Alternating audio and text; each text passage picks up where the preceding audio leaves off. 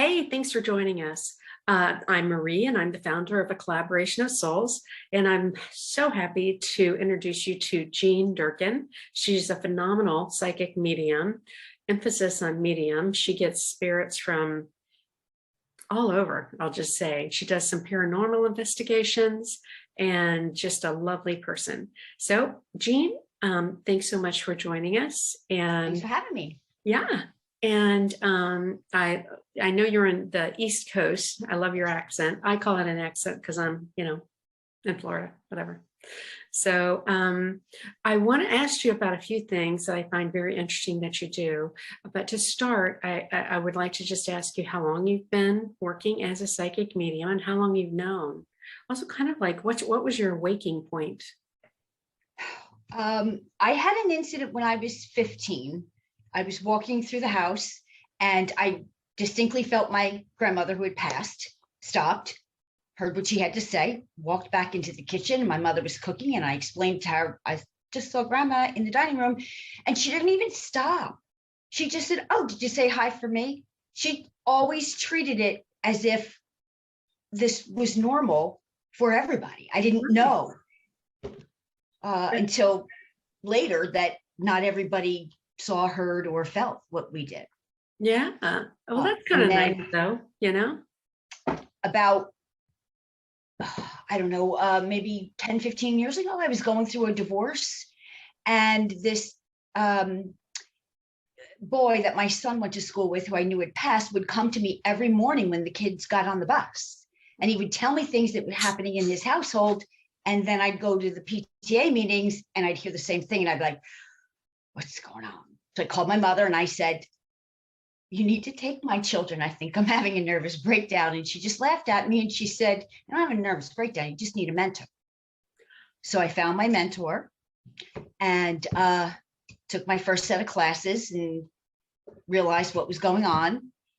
That was about 10 years ago, I guess. Was your mother psychic as well, medium as well? Yes. Okay. Yes. And my grandmother, I found out since she's passed that my grandmother was too. And then I have a number of other family members who are now calling saying, I don't know what's happening to me. So. Oh, wow. Yeah. That's interesting. Because I know I've talked to some, I apologize for all the background noises. I have a bunch of dogs here right now and one big one's drinking water. But I think that a lot of people have the gifts, but they bury them down. They get told no, whatever, and they continue on. And it can lead to an imbalance, I feel, in someone's persona if they don't acknowledge, because it's such a strong thing. And to me, the source love is just so wonderful to be able to be in touch with, that I feel bad if somebody's not letting themselves, be aware of that. So you've been working more steadily for 10 years, you say? Yeah. Okay. Yeah, about 10 years. And I believe your teacher, if you do you mind saying his name or? My first teacher? Oh, okay. I thought it was the other one we talked about. Oh, no. My first teacher was a medium by the name of Marissa Pell. She's the youngest medical medium, medical intuitive. And so I was with her for, I guess about a year. Okay. And then I was working on my own for a while. And then I got accepted to James Van Prague's Mediumship 2 program, his graduate medium program for, working mediums. And that was about 18 months, I think. Okay, wow. That's intense. And then, and then you have to, in the end, you have to go to his workshop in California, and you're there for a couple of days, and there's a lot of exercises and things that he goes over with you, and he's in and out and checking, and it was a lovely experience. It really was. There was a number of us there. It really gives you that foundational thing, Yes. To go with.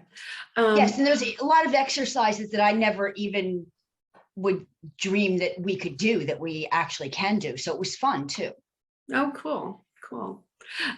So we talked about, I mentioned, I think in the beginning, that you've done some paranormal investigations. I know that's not like a constant day-to-day thing for you anymore. I think you were in a podcast and with a group or something like that that were doing. Yes, I was with a paranormal investigation unit called JUMPS, JUMPS, and they were associated with a podcast called Paradelphia. The head Was it in owner of, Philadelphia? it's right outside of Philadelphia, and he was always Rick Pruitt, that's his show, and he was always interested in that kind of stuff. He calls himself a skeptic. So each week he would do something that he would consider odd, strange, aliens, Bigfoot, but we would always keep it to when Jumps had an investigation or Jumps had a problem or somebody called the show and said, hey, can you? Then we would go out and investigate. Sometimes they would call me, hey, listen, I have a problem. I have a woman here who's got some kids and is scared. Can we go on the weekend and do that? So I did that for them as well, too. Wow, that's nice that you're able to help them out. Because I've heard about those things, but I've never, I'm a psychic medium, and Right. animal and communicator. So I see and hear things, but I think part of me goes, don't want to see everything. Don't want to have to sleep with my lights on, It's enough to see what I do. So I'm your brain's very full. protective of, I make sure I'm all protected before I go in. I cover myself. If it gets a little crazy sometimes, I've been known to call in Jesus. I've been known to call in St. Michael. But 9 times out of 10, if you go in with an attitude of, there's nothing you can do to me, I'm in charge here, this is my show, you need to leave, they're pretty good. Wow. Okay. So now, though, you're more focusing on sorry, the psychic medium work, and Yes. also I believe that you are able to kind of see during a reading what a person's life purpose might be, or what they came here to accomplish, that kind of thing. And a lot of people get stuck and they don't know it and they feel odd, but they don't know what they were supposed to be here to do. They haven't looked into it that much. So I find that most people hit a certain age in life and they struggle, they're lost, they don't feel like things are happening for them the way they should. Their life isn't going the way it should, and I find that it's because we've been taught differently down here than what life is really supposed to be. I mean, you come down here to learn your life lessons. Your challenges are your growth. right. They're not to run away from. If we just change our perspective on it, and if I can find their life lessons, if I can, figure out what they are, for me, that's relatively easy. And then they figure out their life purpose, they can move in that direction. It's like rather than making the same mistake over and over and over again.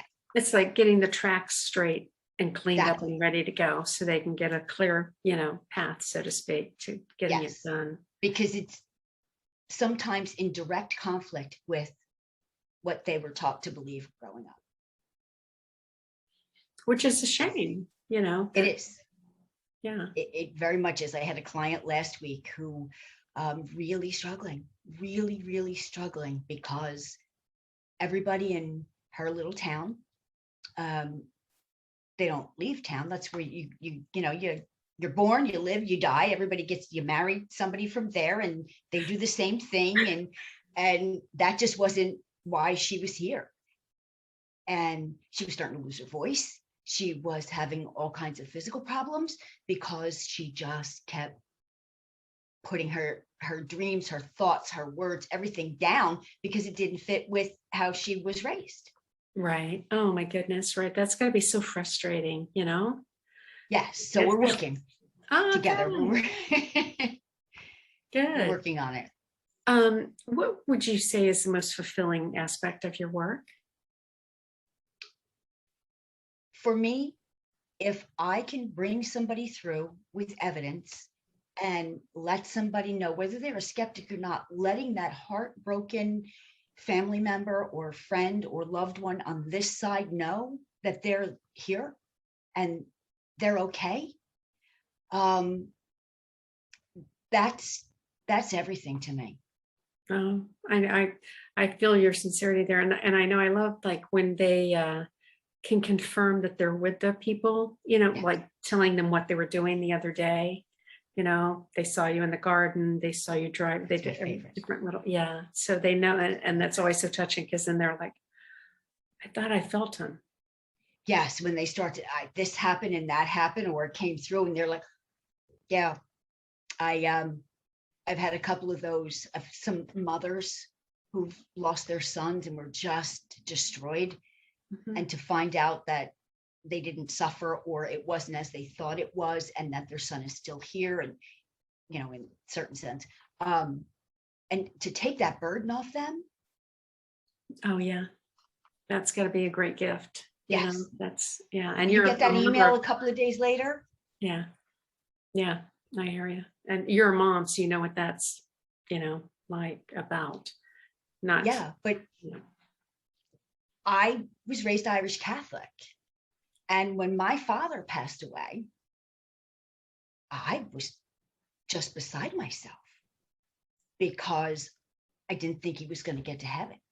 Where is he? I couldn't sleep at night. I hope he got there. Is he in purgatory? Is he going to pass the test? Is he going to, so I think maybe that's part of the reason why it helped to help somebody get through that period and not have to suffer, and let right. them know that their loved ones are here. That's just everything to me. Oh, that's so great. That's neat. Is there, I don't know if, sorry, the dogs are all over. So is there, I don't know, is there a funny story? I kind of wanted to see, I know everything is so, you know, sometimes it can be so intense, but you know, there's those light moments too, that kind of, I had one about a month ago, and then I'll tell you a really good paranormal story. About a month ago, I was doing this reading, and the woman wanted to hear it a certain way, and that happens all the time. They just think that it should come through in a certain way, and if it doesn't come through in that exact way, it's not real. So we're going through the whole thing, and I'm bringing this gentleman through as he really is, not how she saw him. Because in this lifetime he was one way, but in another lifetime he was another way, and I was trying to explain it, she didn't get it. So we're coming to the end of the reading, and I said to her, I don't know why he is showing me this, but he's showing me Freddie Mercury and his girlfriend Mary, and the hands go up. Oh my gosh, oh my God, I can't believe you said that. I can't believe. So that's what this gentleman used to call her, his Mary. oh, And that was their sign. She said, if you pass, you better tell me that I'm still your Mary. oh, So yeah, after that, she was a completely different person. So oh, sweet. Oh, that would yeah. make me cry probably. But so what's this paranormal? Thank you for sharing So that. I had a number of entities in my house, and I had a paranormal team come in, and you know, we figured everything out. They came back because it got rowdy after that, and got yeah, they got him out, and then they lost the footage.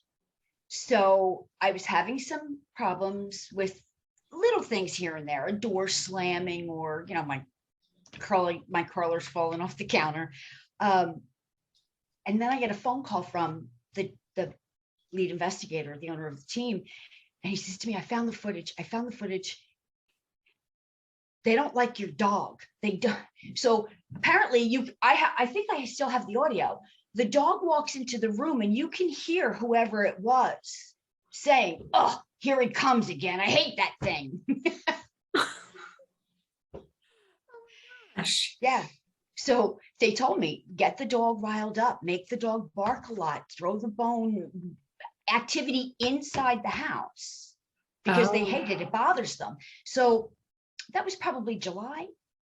Go to a neighbor's house down the street in October for a chili festival, and they're talking about their house being haunted. All of a sudden, they said in the middle of the summer. Now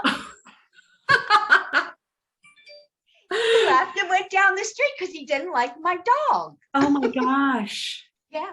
So they weren't house dependent, so to speak, physical.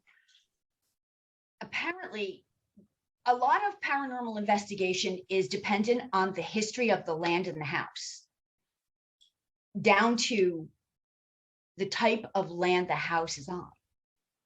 Okay. So this particular group does a lot of land studies and geographical studies. This was a pig farm. They call it country farms, but it was actually a pig farm that I live on. It was a very large. So the entity that was here was one of the farmers. Okay. So this is all his land. So he So goes. it doesn't matter how many houses, Yeah. it was all where he was. Okay. Right. Wow. Yeah. Got up and left. Did you buy the dog a treat? Get the dog a big If I had known then, I would have done it a lot sooner. It would have saved me a lot of aggravation. Oh my goodness. That's funny. Yeah. It's amazing the energy that stays in the land and what resonates Yes. and comes up and whatnot. But And depending on the type of land, this is marl here, so the soil is very wet, very quick, clay-like, so it tends to hold the energy. And it's interesting that I found out that rock, things like old buildings, state buildings made out of different type of stone, castles, insane asylums, do they hold it more? prisons. Yes. And they try and find a spot where there's rock beneath the ground to put that type of structure on, so it'll hold it. And that has some type of electro current that draws certain types of beings, entities to the property. Oh my gosh. I never That's knew besides the ghosts. that. That makes and, sense. It makes total sense. So, So I know I was telling you about a house we've done a number of times. Because of the energy that's in the house, the owner of the home writes and films horror movies. So there's always that type of energy. This entity feeds off of that. And the home is built on, I think he said granite. I'm not really sure the type of rock, but it's enough that it actually holds an electrical pulse. And this is enough to give this entity the quote unquote energy that it needs. oh my goodness. So I said, you need to get an office. You need to do your horror stuff somewhere else, not here. Right? Oh my goodness. Yeah. Oof. Yeah. All right. So I'm going to sleep with my lights on. Thanks a lot. Okay. you Anyway. just tell them to leave. They have to listen to you. Yeah, I've done that because I had a feeling after a couple of readings that I've done, some of the people were not who I'd want hanging around, and a couple of them hung. Okay, yes. Readings, and Yes. I was like, oh man, I saged my house, did a cleanse, did get out, did the light, did everything, just so that was good. It was funny, one time I hadn't really done a cleanse and where I do my readings and stuff in here, and I just one morning I got up and went, I saged every inch of the place and did a cleanse. I could just feel it clogging up. So Yes, I'm like that, like right in the beginning of springtime. I'm like, okay, open the windows, get it all out, no matter how much you sage. But sometimes I'll just say, get out. This is my house. You need to leave. Yeah, I focus on light and like bringing that out and do a cleanse of my area and whatnot.